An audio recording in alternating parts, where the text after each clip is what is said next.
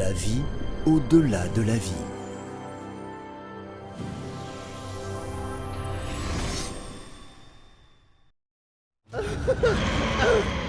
Non. Quoi? Qu'est-ce qui se passe? Non.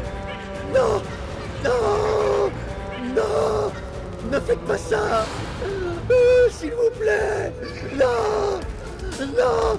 Non. Non. Non.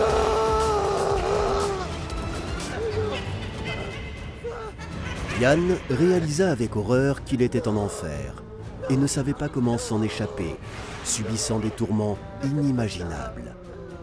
Ces souffrances n'ont fait qu'envenimer davantage les démons, qui inventaient de plus en plus de tourments, y compris psychologiques. Il eut des visions de la façon dont ils violaient Inna, comment ils étaient battus par l'ennemi, comment des gens le ridiculisaient. Et il était de plus en plus plongé dans cette illusion, ne réalisant pas qu'il s'agissait d'une obsession du diable.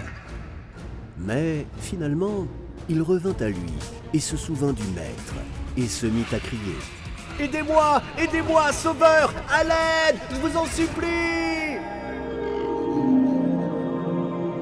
Et puis, il apparut comme un nuage de lumière qui dispersa immédiatement toutes les créatures.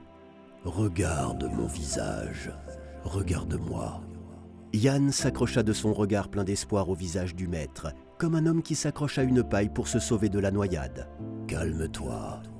Souviens-toi d'un agréable paysage de nature ou d'un séminaire. Sois positif. Et maintenant, regarde autour de toi. » Yann se retourna et vit des prairies, une rivière coulant paisiblement, un ciel nuageux dans les rayons du coucher du soleil. Au loin brillaient les dômes d'un temple. Tu vois, là où tu te trouves dans le plan subtil dépend de ton humeur.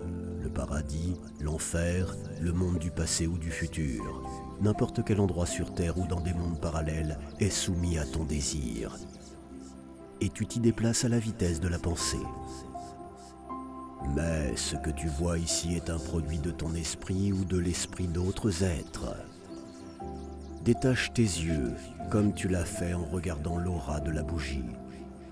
Regarde, c'est juste un champ d'énergie. Yann le fit et vit une lueur irisée. Elle ondulait comme d'énormes vagues, changeant lentement de couleur et de contour. Alors ça veut dire que la rivière et le temple sont irréels? Ils sont réels, comme l'enfer. Tu peux y nager ou entrer dans le temple. Mais ils sont générés par l'énergie de ton pouvoir d'imagination, grâce à ton état, ou du pouvoir d'esprit d'autres êtres et de ce qu'ils imaginent. Mais qu'est-ce qui est vraiment réel? Comment voir le monde tel qu'il est? La vraie réalité est Dieu, mais le comprendre n'est pas facile. Tu ne sais pas comment te conditionner pour ne serait-ce qu'entrer en contact avec lui. Si tu n'étais pas mort et continuais d'étudier dans notre école, je t'aurais enseigné la méditation et comment entrer en samadhi, en fusion avec Dieu. Mais dans le plan subtil, tout est divisé. Les enseignants se trouvent au même niveau et le reste des êtres est chacun dans son état, selon leur humeur, grâce à un réglage spécial. Mais d'un autre côté, je peux te prendre dans mon samadhi ici, afin que tu puisses au moins brièvement entrer en contact avec la vraie réalité. Et si tu as une grande intention, alors dans ta prochaine vie tu auras un destin différent et tu arriveras à la compréhension de l'éternité. Maintenant, regarde droit dans mes yeux et ne te laisse pas distraire par quoi que ce soit. Yann plongea son regard dans les yeux du professeur et commença à se noyer dans ses yeux d'un regard insondable. Soudain, il vit une boule blanche et lumineuse, d'où sortaient des rayons arc-en-ciel dans tous les sens. Il brillait sur le fond d'un abîme indescriptible, semblable aux distances infinies du cosmos. Toute sa vie commença à défiler devant lui, et il vit toute l'horreur et la honte de son existence. Il s'attrista d'avoir vécu ces années comme ça, mais la lumière de Dieu ne semblait pas le condamner pour cela.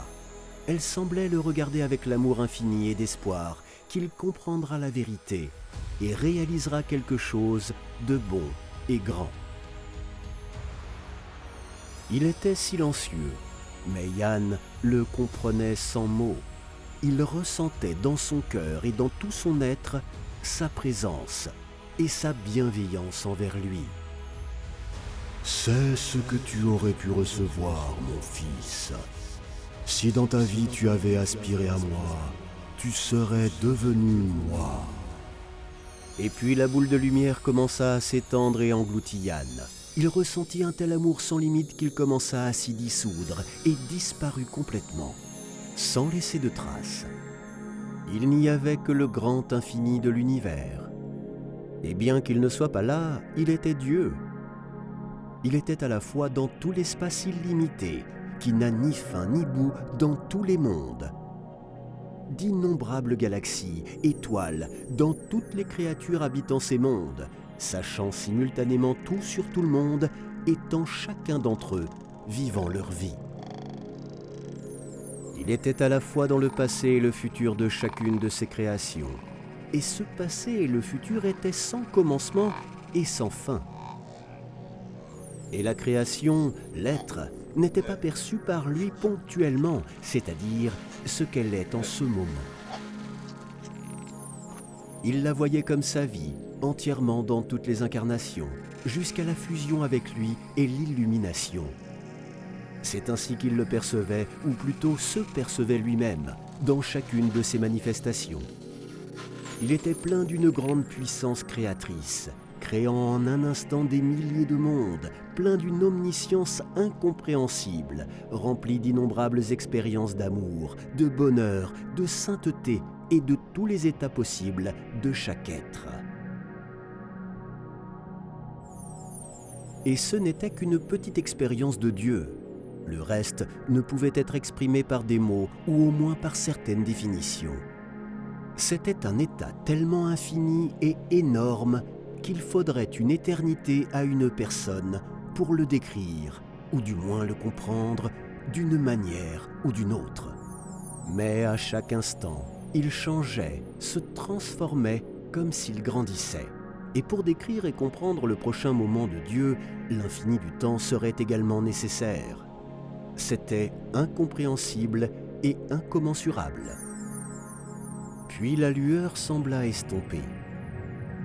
Et Yann redevint peu à peu lui-même.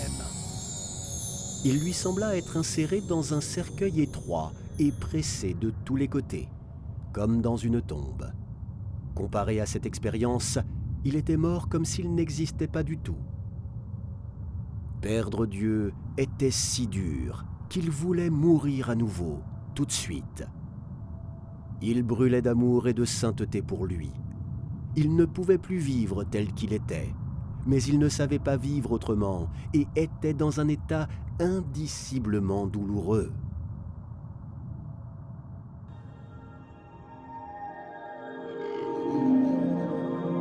C'est ce qui arrive quand quelqu'un de non préparé voit Dieu. En regardant autour de lui et en voyant son visage devant lui, il revint à son état habituel, et ce qui était maintenant ne lui semblait qu'un rêve. Et il ne croyait même pas qu'il l'avait vu. C'est mieux ainsi. Sinon tu recommencerais à te suicider, bien qu'ici ce ne soit plus possible. Et maintenant va dans la patrie du plan subtil, où tu peux être en vertu de ta condition, que tu as gagnée dans ta vie terrestre. Mais, rappelle-toi, il faut contrôler tes émotions, tes pensées.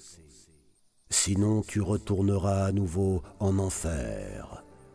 Et il sera très difficile de sortir de là. Souviens-toi que ce que tu vois ici est un produit de ton esprit. Et ne le laisse pas te jouer encore un mauvais tour. Eh bien maintenant, au revoir. Mais je pense que nous nous reverrons. Le maître éclairé se dissout dans l'air. Yann vit que des gens flottaient vers lui dans les airs. Il en reconnut certains, c'étaient des membres de sa famille décédés.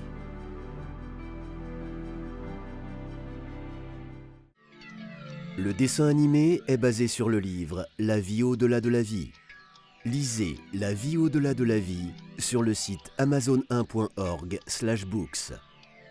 Recevez d'autres pratiques intéressantes, des connaissances spirituelles et des cadeaux sur les sites web de nos partenaires. Vous trouverez les détails dans la description.